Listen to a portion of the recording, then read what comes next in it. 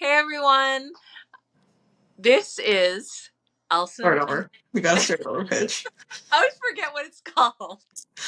Hey everyone, welcome back to Alison and Paige Talk Canada Reads. I'm Paige. And I'm Alison. Oh, okay. Alright, I forgot that it was going to be me. Okay. This fifth book we're reading from Canada Reads of the shortlist, 5 out of 5. Fifth book. The final video. Well, Well, is it? I guess we'll see. I guess we'll see. So we're talking about Jennie's Boy by Wayne Johnston. We both read this with our eyes. We've got Alison had the physical book and I had the book from the library. And shout out to John who let me borrow his borrowed library book. Excellent. You got to make sure you return that responsibly. Exactly. Yes.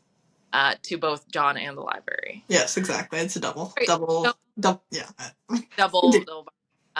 Alison, why don't you give us a little idea of what this book is about and little taste.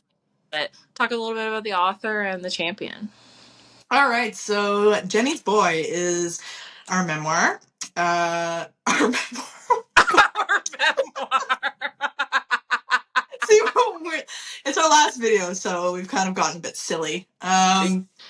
So, Jennie's Boy, it's a memoir. It's focused on the author Wayne Johnston, a 6-month period in his life when he was 7 years old, and his childhood growing up in Gould's, Newfoundland, which is a community in St. John's, population about 4,500 now, though this, I think, took place in the 60s.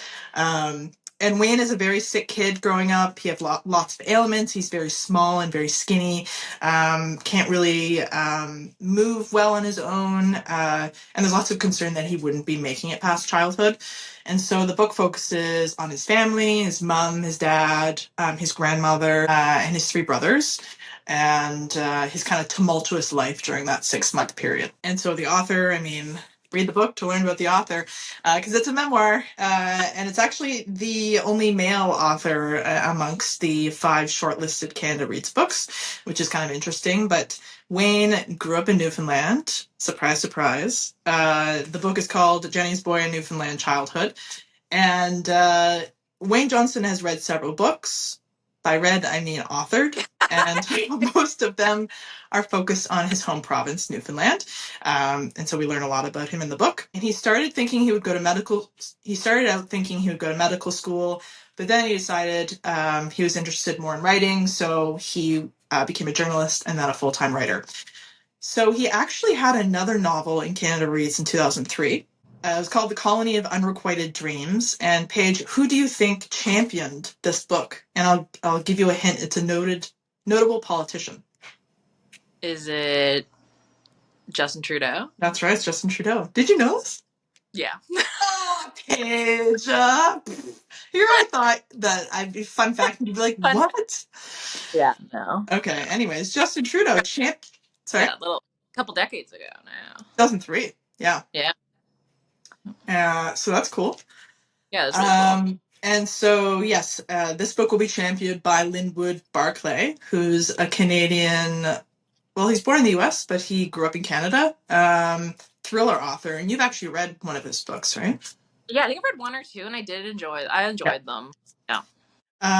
So yeah, he's written a lot of books, won lots of awards, well-known author, and it's interesting to have a thriller author not championing the thriller. So I'm curious when Maggie comes up with Watch Out for Her, what he'll have to kind of say about Watch Out for Her as someone who knows thrillers. But at the same time, it's nice to have a thriller author kind of pick something different. So I think that's interesting.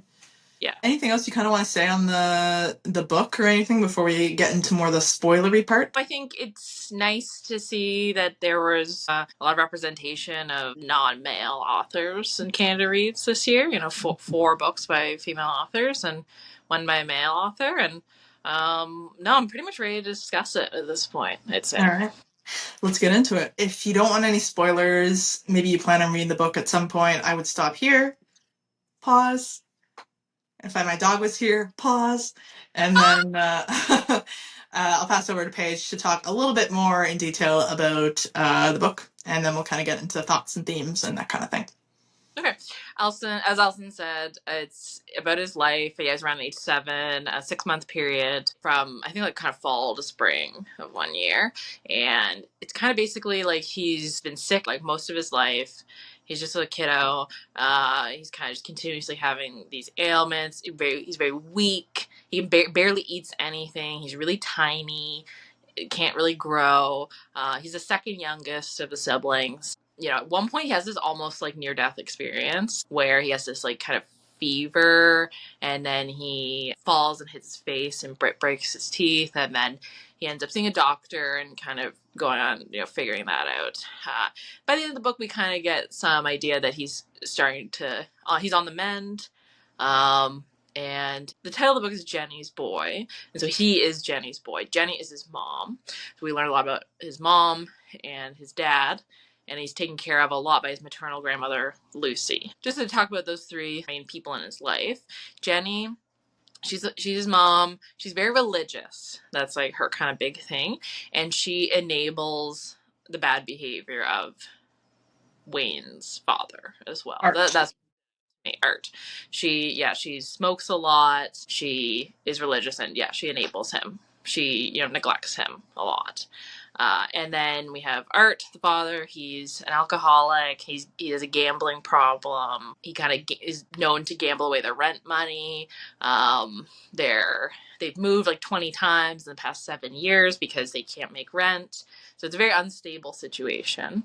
And then at the beginning of the book, they move into a house across the street from Wayne's maternal grandmother. So a lot of the time, Wayne's shipped over there to like hang out with Lucy, who's also very religious, ultra religious, but she's a bit more like approachable and like kind to him than either of his parents are.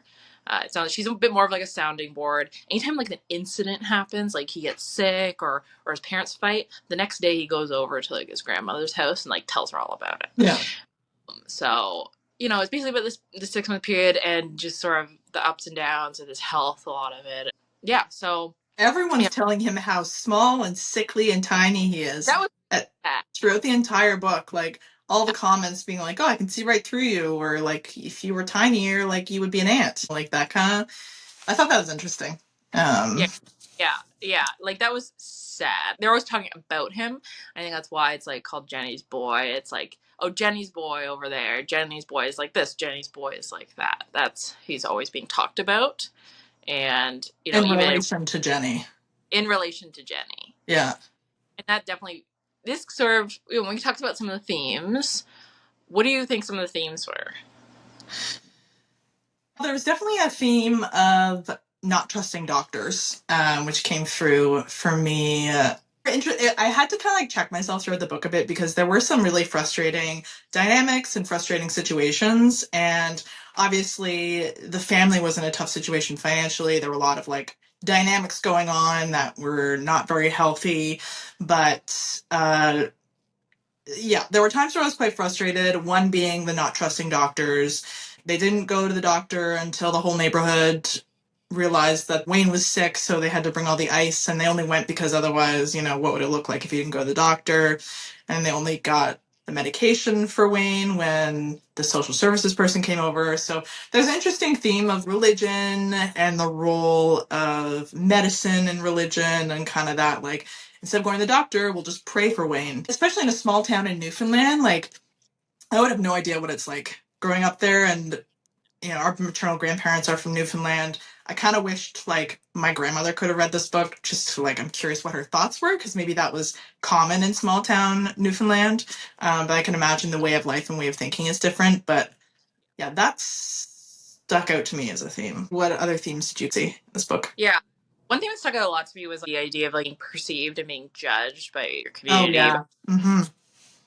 It was really frustrating because Jennie was kind of more concerned about what the neighbors were going to say than helping her son be healthy. The neighbors going to say, oh, and then, I kind of made some notes, but they were like, what are the neighbors going to say if they see me a pregnant like woman on the bus alone without my husband? Or they're going to see if they see me and Wayne on the bus not driving.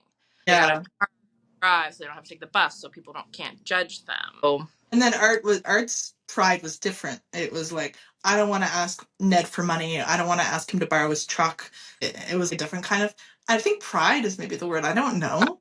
Yeah, pride is, yeah, I think pride Um, is huge. Yeah.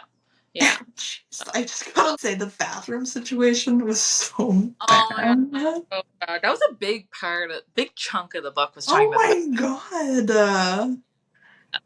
basically, And if you at it, the entire sewage like system underneath their house is full, so the toilet fills up, and they can't flush it. So, yeah, ugh. So then they have to walk across the street. Some of them have to use the outhouse that's next to the grandparents. like his grandfather's outhouse.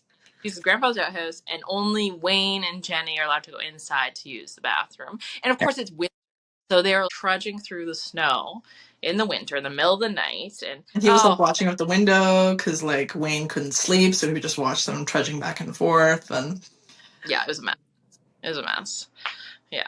So yeah, we're talking about how it's a 6 month period, and the name of like the title of the book is like it's a memoir. It's called A Newfoundland Childhood. So I kind of when I started reading the book, and he was like age like 6 or 7, I was like, okay, this is where we're starting, and we're gonna go all the way up until he leaves home when he's like 18 or something. yeah, And at some point halfway through the book, I was like, it's only been 2 months. Like, why do you think he only includes 6 months of his childhood in this book?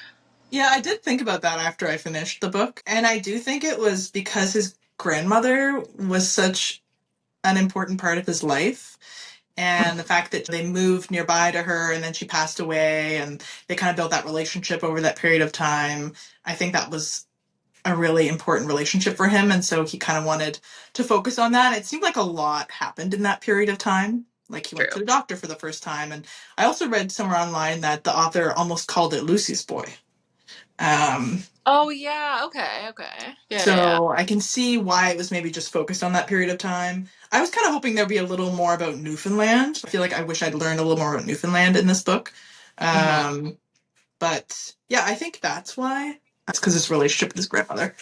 Nope. Um, Yeah, I think that's a really good point. And I think it probably touches on a lot of aspects of his childhood, just like an yeah, unstable situation, the dynamics of his parents. Like maybe it seems like it's like a representative period of his childhood that maybe a lot of the other years maybe was, the background noise was similar, possibly. yeah.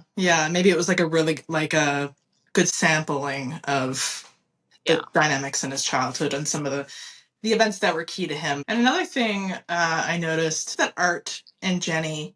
So first of all, I was very confused at the start of the book. Like, is Jenny his mom? Is Jenny his stepmom? Like, who is Yeah. Jenny? Yeah. I was like, why is he's calling his mom Jenny? And I'm seeing you've talked about it. He's being talked about a lot. He's referred to as Jenny because he's always attached to his mother as well. I think that's part of it.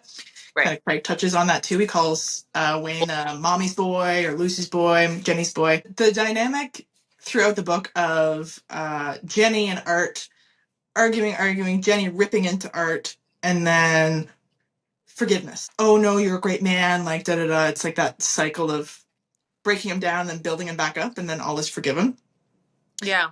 And I was trying to understand Craig and Wayne's dynamic too, because it's Yeah. felt similar to me, and I kind of thought Yeah. that maybe Craig sees that's Yeah. what love's supposed to look like. He loves his brother Wayne.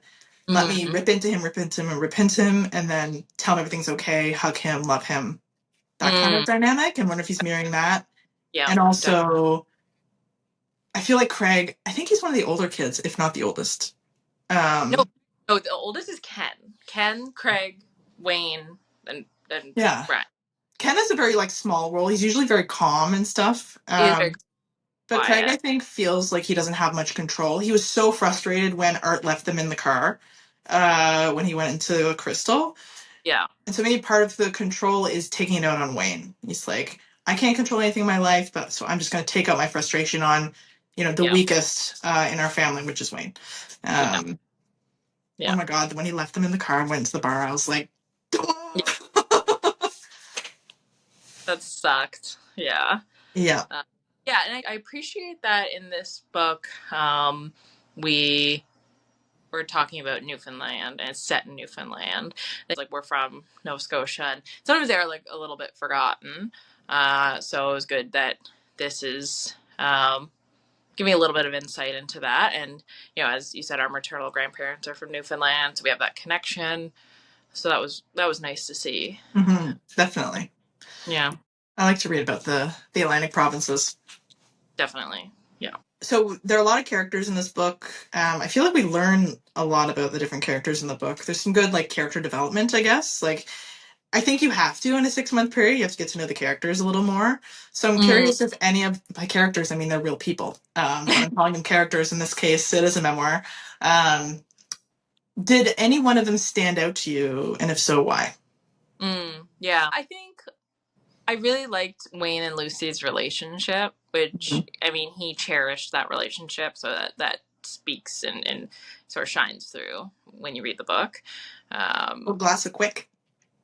yeah, it's like you could drink that. Like, he felt safe there. He wanted to confide in her. Yeah. I think a lot of people find that, like, someone like their grandparents or somebody that's like a degree of separation away from their parents. Sometimes when you're a kid, you feel more comfortable like Mhm. talking or confiding in. I'm sure a lot of people have experienced that. So you could definitely see how he could talk about his parents and to her, and she would lend an ear, and she felt like safe, and he felt like safe with her. So she stood out to me for Yeah. sure. Did you have anybody who stood out to you?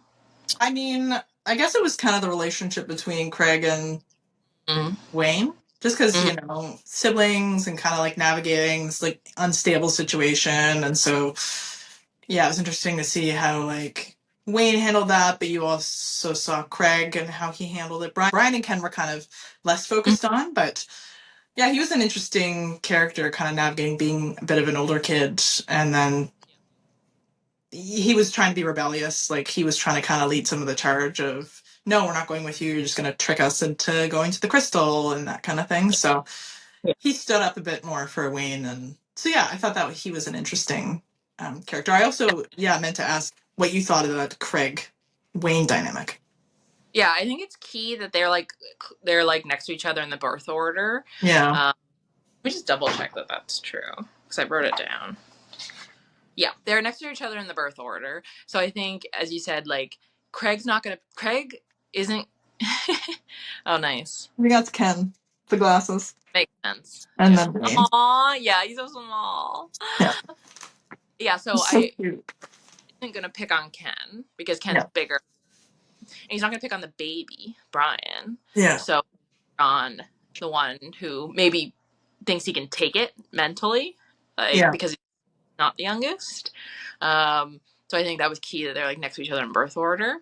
Yeah, and I just he was so mean. It broke my heart. He was so mean to Wayne. And he's like, "Why do you have to be sick all the time?" And I was like, "It's not his fault." And he would always Yeah.